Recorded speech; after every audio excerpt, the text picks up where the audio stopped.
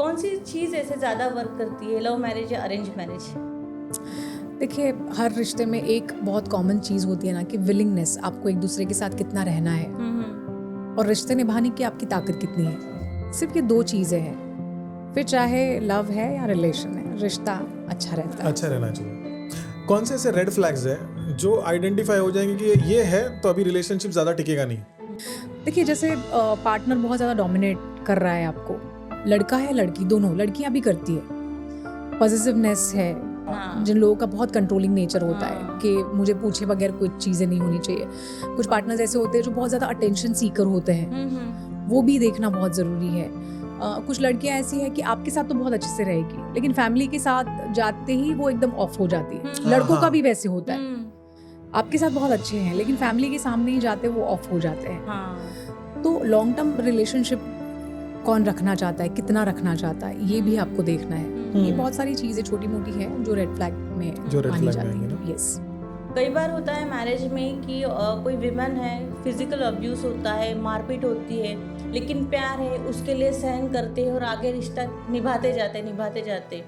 तो उससे मतलब एक छोटे टर्म में अगर बोलेंगे टॉक्सिक रिलेशनशिप, तो उससे कैसे बचना चाहिए? देखिए, टॉक्सिक रिलेशनशिप कैसा है ना, अभी कुछ लड़कियों को अगर बचपन से ही टॉक्सिसिटी की आदत हो जाती है, हो सकता है घर में ऐसा माहौल देखा है, तो वो हस्बैंड के साथ अगर रहेगी और ये सब चीज़ें हो रही है ना, तो उसके लिए बहुत नॉर्मल लगती है। अच्छा।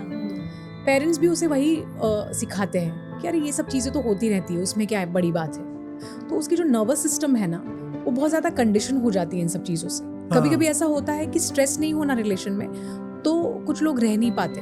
अच्छा। हाँ, सिक्योर रिलेशनशिप में किसी को दम घुटने लगता है कि यार सब कुछ अच्छा चल रहा है, ये क्या है, शक हो जाता वैसा है। हाँ, वैसा भी होता है। अभी आपने सुना होगा किसी को ये कहते हुए कि अरे ज्यादा हंसो मत, वन नहीं तो रोना पड़ेगा। हाँ। तो ये किस लिए होता है? क्योंकि उनके अंदर डर बैठा हुआ होता है कि सारी चीजें अच्छी नहीं हो सकती है कभी। हाँ। वो उनकी अपब्रिंगिंग से होता है। तो अगर आप टॉक्सिसिटी से आप बहुत ज्यादा कंफर्टेबल है ना, तो आप कितना भी टॉक्सिक पार्टनर है ना, आप उसके साथ निभाते जाएंगे।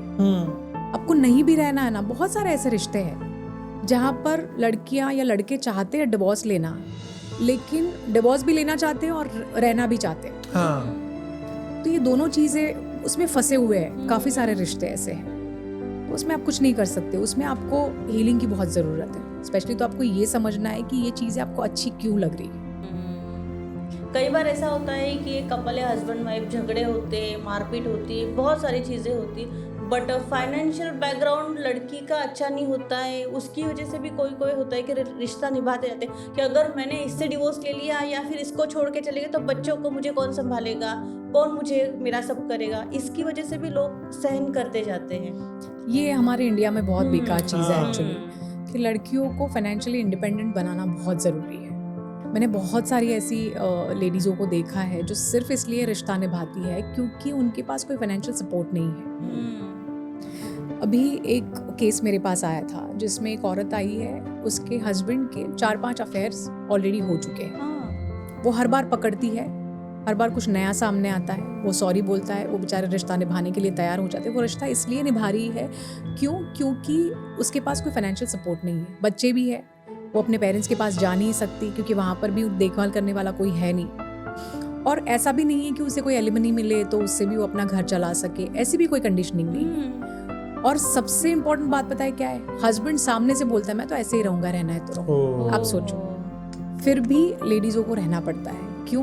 क्योंकि फाइनेंशियल सपोर्ट नहीं है। तो हर पेरेंट्स से ये रिक्वेस्ट है कि अपनी बच्चियों को फाइनेंशियली आप इतना इंडिपेंडेंट बनाओ कि कल को अगर उन्हें अपने पार्टनर के साथ वो नहीं रह पा रही है तो वो अकेली रहने का डिसीजन ले पाए। और पता है, हम जब पैदा होते हैं तभी से जो मेट कनेक्शन होता है कि रिश्ता चाहिए, ये बचपन से ही कंडीशनिंग है हमारी।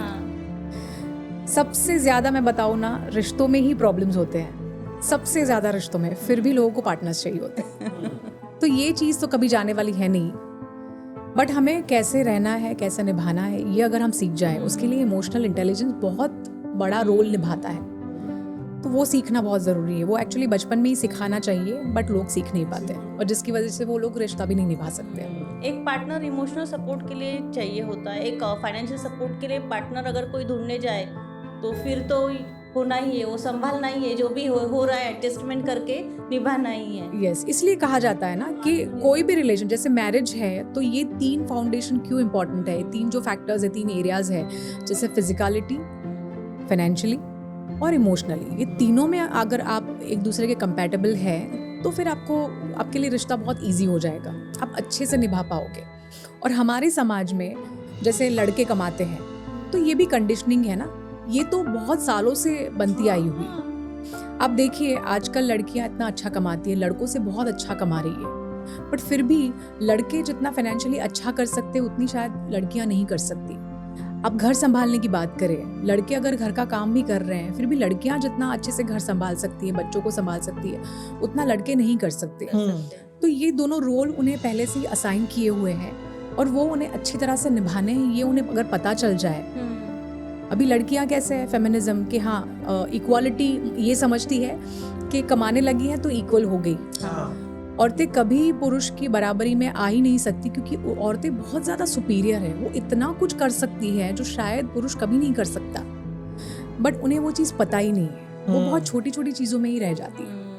उनको पोटेंशियल ही नहीं पता है, उन्हें पता ही किसी ने नहीं, पोटेंशियल बताया ही नहीं। माँ को ही नहीं पता तो माँ अपनी बेटी को कैसे सिखाएगी। उनको ऐसा लगता है कि यार औरतों को देवी बना के रखा है, तो वो वैसे ही है कि बस वो सैक्रिफाइस करती ही रहती है पूरी लाइफ, और अपनी बच्चियों को भी वो वही सिखाती है, और वो at the end of the day वो आपको ख़त्म कर देती है ये चीज़ें। तो इसलिए आपको अपना पोटेंशियल समझना है। हाँ, औरतों का वो उनका काम ही है, उनका धर्म ही है कि उनके परिवार को सपोर्ट करना है, सबका ध्यान रखना है, क्योंकि वो जितना अच्छे से कर सकते हैं शायद कोई नहीं कर सकता। आप कमाने जाओ, आप कर सकते हो, वो भी एक तरह का सपोर्ट ही हो गया ना, हस्बैंड को आप सपोर्ट ही कर रहे हैं, लेकिन आप अपनी जो आइडेंटिटी है उसे भूलना नहीं है कभी। और मेंस को भी ये नहीं सोचना है कि अरे वो कमा रही है तो मेरे ऊपर रौब जमा रही है, नहीं, ऐसा कभी नहीं हो सकता है। आप अगर ये सोच ले कि अरे जो भी कर रही है वो मेरे और मेरे परिवार के लिए कर रही है, दोनों का बेनिफिट है ना उसमें, और इजी हो जाएगी।